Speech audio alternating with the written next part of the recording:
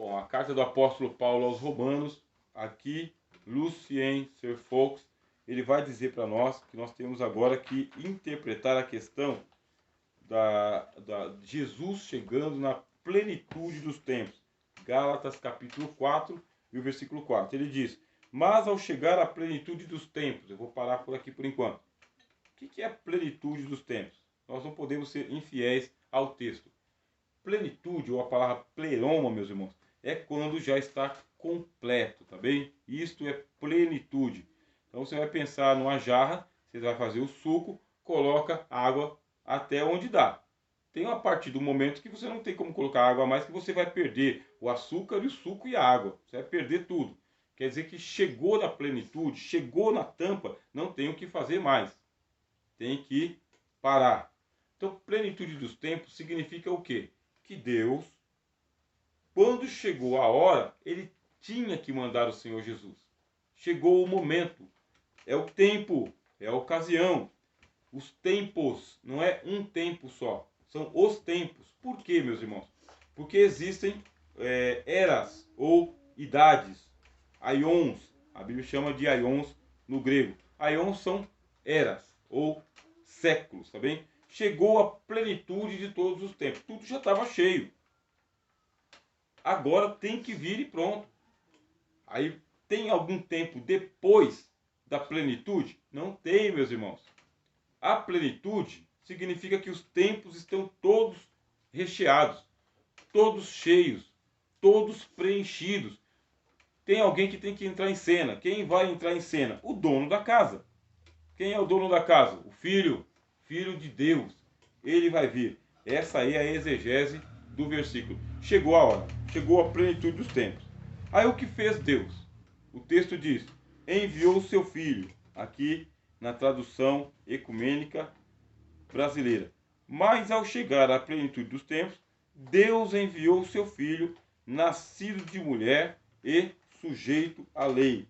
Enviou Deus o seu Filho.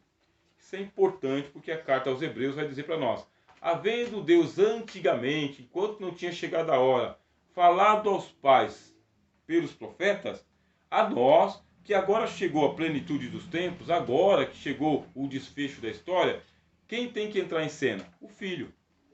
O Filho. Então o que Deus tinha que fazer através dos intermediários, ele fez no Velho Testamento, na lei do Antigo Testamento. Aí vai entrar a figura de Abraão, vai entrar a figura de Moisés, a figura de Davi e os profetas. A turma toda chegou. Agora, quem tem que vir? Quem tem que vir é aquele de quem tudo está escrito. Só faltava vir a semente da mulher, meus irmãos. Só faltava vir o dono da casa. Só ele. O filho de Davi. É esse que tinha que vir. Quem tinha que vir? O Machia, o ungido. É esse que tinha que vir. Todo mundo que tinha que vir antes já tinha vindo. Aí surgiu João Batista, que é o selo das profecias do Antigo Testamento. Selo quer dizer o último dos profetas do Antigo Testamento. Chegou o João Batista, que é o Elias que havia de vir. Depois do Elias, o profeta dizia: eis que envia o profeta Elias antes que venha o grande e terrível dia do Senhor. E também estava escrito: eis que envio o meu mensageiro adiante da tua face para preparar o teu caminho adiante de ti. Esse aí era o João Batista. Veio pregando o evangelho. Só que eles estão vivendo na plenitude dos tempos, meus irmãos. Não tem mais o que acontecer. Daquele ponto em diante, é só o juízo final. É o juízo final. Deus tem que vir um novo dilúvio, mas aí lá no Antigo Testamento está dizendo, o novo dilúvio não pode ser de água, tá? Águas inundando o mundo. Tem que vir um novo juízo. E esse novo juízo, antes que venha o grande e terrível dia do Senhor. Ele vem. Vocês querem que eu leia para vocês aqui o texto? Vou aproveitar que eu estou com a Bíblia na mão. Vou pegar aqui Malaquias, meus irmãos. Deu vontade de ler esse texto agora. Então, vamos ver o que dá a leitura desse texto. Malaquias, o último livro do Antigo Testamento. Zacarias, dá licença, Zacarias. Grande profeta, meus irmãos. Malaquias. Está escrito: lembrai-vos da lei de Moisés, capítulo 4 e o versículo 4 também. Lembrai-vos da lei de Moisés. Vocês podem até fazer uma ponte entre Gálatas 4 e 4, Malaquias 4 e 4. Por quê? Porque em Gálatas 4 e 4 o apóstolo Paulo cita a lei. E aqui Malaquias 4 e 4 também cita a lei. Lembrai-vos da lei de Moisés, meu servo, a qual lhe mandei em Horebe, para todo Israel, a qual são os estatutos e juízos. Eis que eu vos envio o profeta Elias, antes que venha o dia grande e terrível do Senhor, e converterá o coração dos pais aos filhos, e o coração dos filhos a seus pais, para que eu não venha e fira a terra com maldição. Que aqui atrás dos livros, do petado. Pronto, está aqui do lado. Veja só, o profeta Malaquias está dizendo, Deus vai vir, e olha que ele vai vir com tudo, tá? O profeta Malaquias está dizendo que o Senhor de todas as coisas, ele vai vir. Ele vai vir para ferir a terra com maldição. Antes que eu venha e fira a terra com maldição. O que faz Deus para não ferir a terra com maldição? Deus envia o profeta Elias. Quem é o profeta Elias? É o João Batista. Quem diz que é João Batista? É o Cristo. O Cristo disse, se quiserdes dar descrédito, este é o Elias que havia de vir. Ponto. Jesus não falou mais nada. Se não quiser acreditar, então ele não vai explicar mais nada. Jesus só deve explicações para quem crê, meu. Quem não crê, Jesus não explica mais nada. Quem não crê, fica do lado de fora. Isso aí é por isso que ele fala em parábolas, tá? Para que quem quiser crer, entra, aí vai entender as coisas do lado de dentro. Quem não quiser crer, fica do lado de fora. Bom, o profeta Elias que havia de vir, diz o Senhor Jesus, ele é o último dos profetas. Cristo disse, a lei e os profetas duraram até João Batista. E desde agora, faz-se violência ao reino dos céus e pela força se apoderam dele. Então Cristo está dizendo, acabou o tempo das profecias, acabou o tempo dos profetas. João Batista é o profeta que havia de vir. E por que o profeta Elias veio? O profeta Elias veio, ou o João Batista é uma personificação do profeta Elias? Porque Deus ia vir para o juízo final. Chegou a plenitude dos tempos. Chegou a hora do dia da vingança do nosso Deus, meus irmãos. O dia da vingança. Onde que é anunciado o dia da vingança do nosso Deus? Isaías, capítulo 61. Tá bem? Isaías 61 fala que Deus vai vir para fazer um dia de vingança. Um dia de matança. 61. O Senhor Jesus citou, inclusive, este profeta na sinagoga de Nazaré. O Espírito do Senhor Jeová está sobre mim, porque o Senhor me ungiu para pregar as boas novas aos mansos. Enviou-me a restaurar os contritos de coração, a proclamar liberdade aos cativos e abertura de prisão aos presos, e a pregoar o ano aceitável do Senhor e o dia da vingança do nosso Deus, e a consolar todos os que estão tristes. Veja só, Deus tem um dia de vingança. No profeta Malaquias diz, eu vou vir e vou ferir a terra com maldição. No profeta Isaías, é o dia da vingança do nosso Deus. Mas antes que venha o dia da vingança do nosso Deus, lá vai o Senhor e fala, mais uma chance para essa turma toda. Qual que é a chance que ele vai dar? Vai enviar 2 homens. Quem são os 2 homens? João Batista e Jesus Cristo. Deus vai enviar esses 2 profetas, João Batista e Jesus Cristo. João Batista que diz o Senhor Jesus, entre os nascidos de mulher, não tem ninguém maior do que João Batista. Ponto. Ele fecha essa geração dos nascidos de mulher. João Batista é o grande profeta, o último profeta do Antigo Testamento, é o que faz a ponte entre Malaquias e Mateus. Aí o que acontece? E vem o Senhor Jesus, que é o Filho do Altíssimo, mas ele também é o Filho do homem. 2 profetas.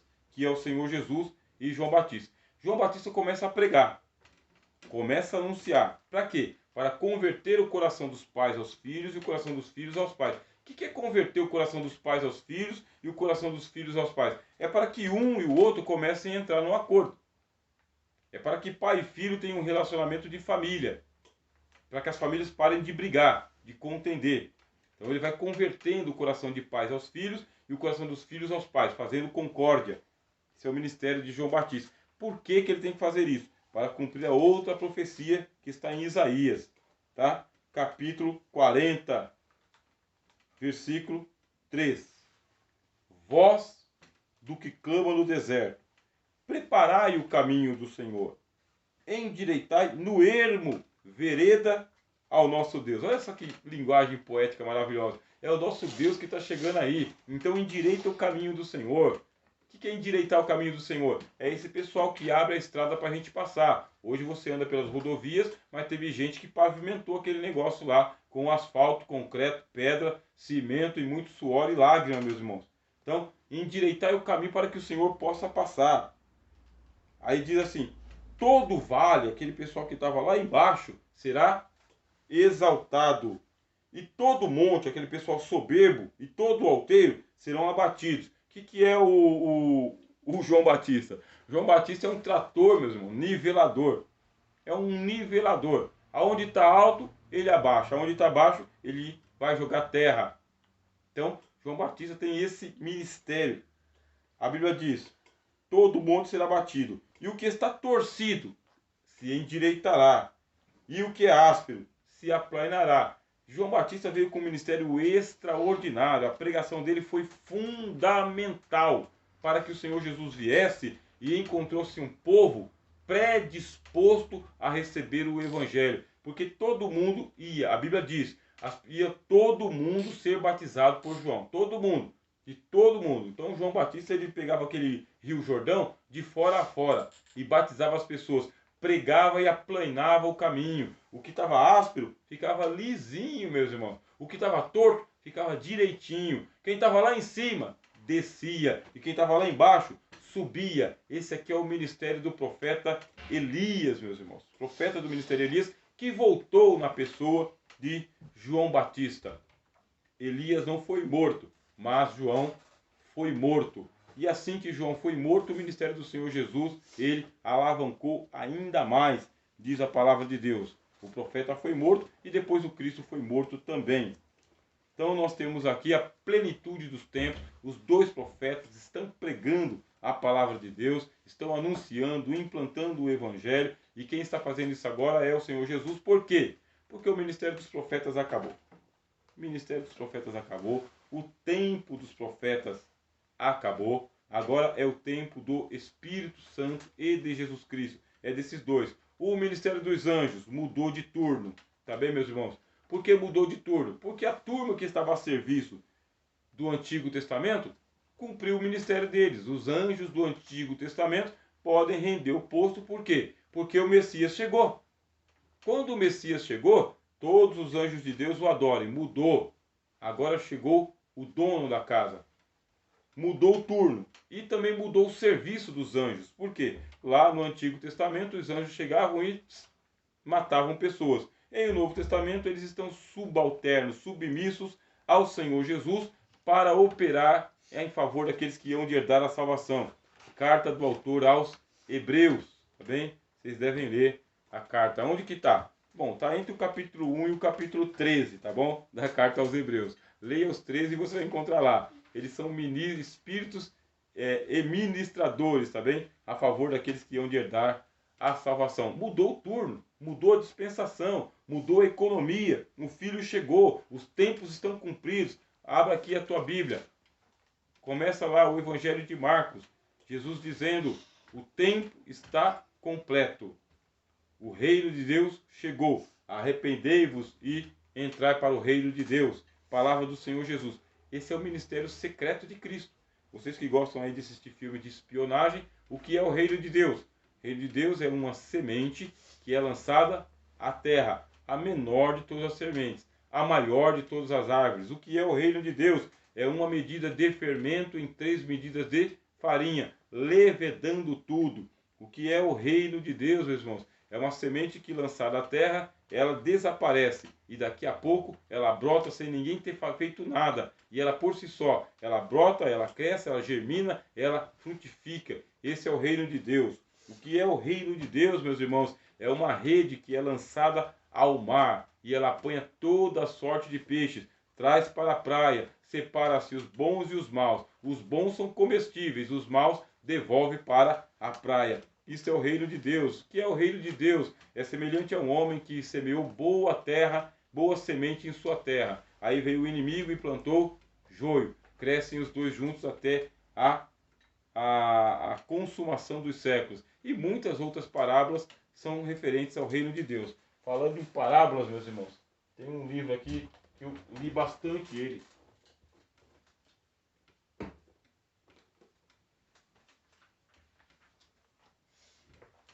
Se vocês encontrarem por aí, tá? Vocês podem comprar esse livro aqui. Desculpa por ter virado a câmera, tá? Todas as parábolas da Bíblia, todas as parábolas da Bíblia, tá bem? Foi escrito por Herbert Lockyer.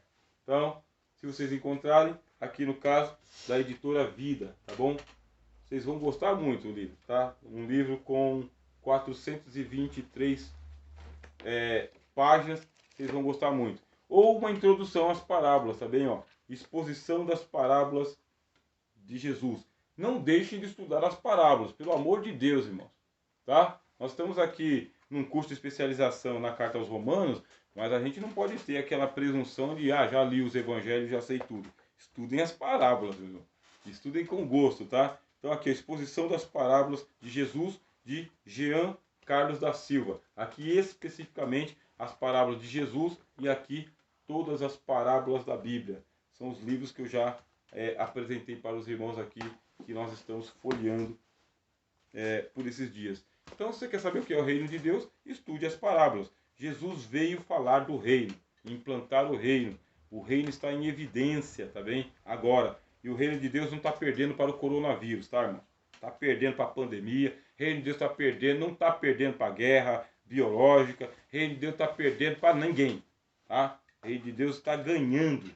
Como que eu sei que está ganhando? A Bíblia diz aqui, ó, que o apóstolo João chegou no céu e tinha uma multidão lá que não se podia contar, de todas as raças, povos, tribos, nações e línguas. E não se podia contar, meus irmãos.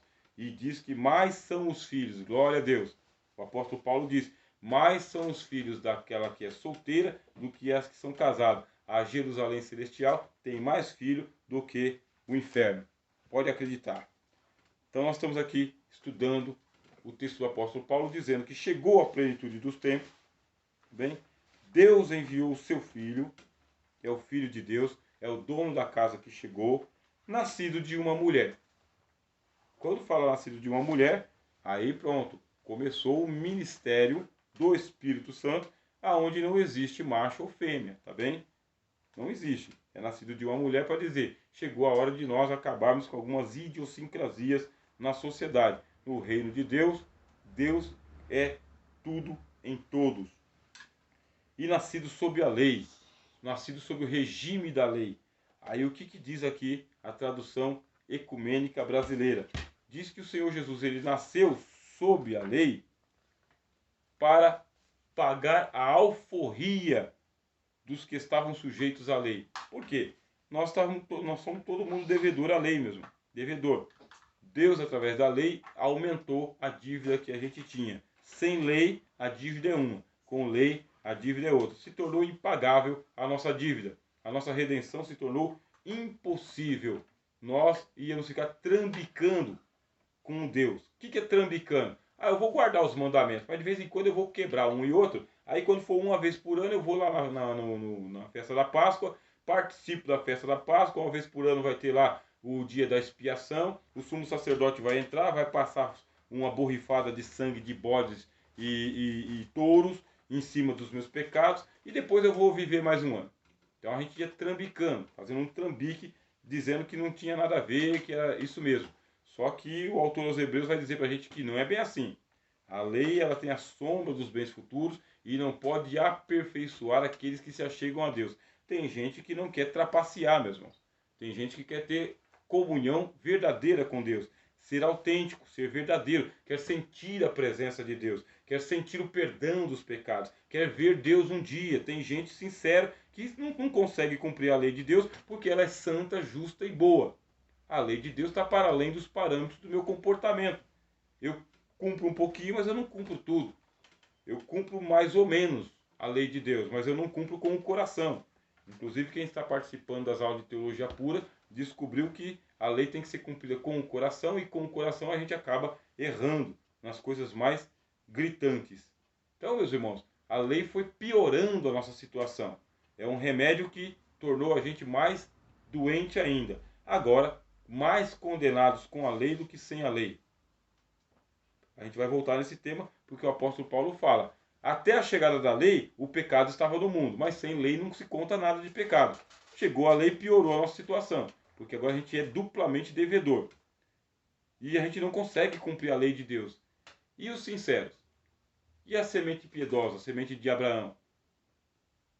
Aqueles que têm fé, mas não conseguem ter uma fé pura. Vai fazer o que com essa turma toda?